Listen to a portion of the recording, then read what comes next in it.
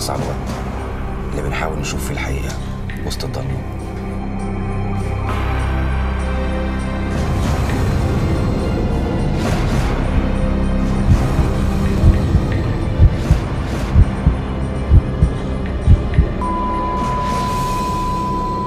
وأول ما الفجر يبدأ يكسر الحاجز ده بتشوف طريق قدامك بوضوح ما بين الصح والغلط.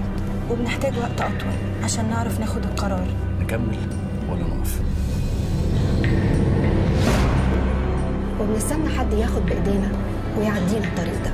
حتى لو كان اللي بيمدلك ايده عايز يغرقك اكتر. تلاقي نفسك فجأة شربت السم في العسل.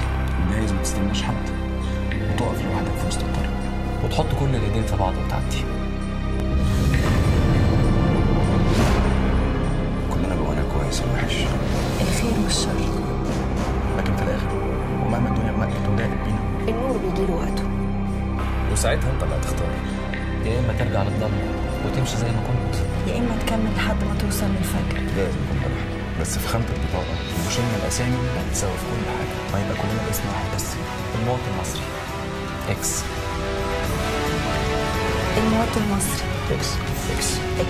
اكس اكس المواطن المصري اكس.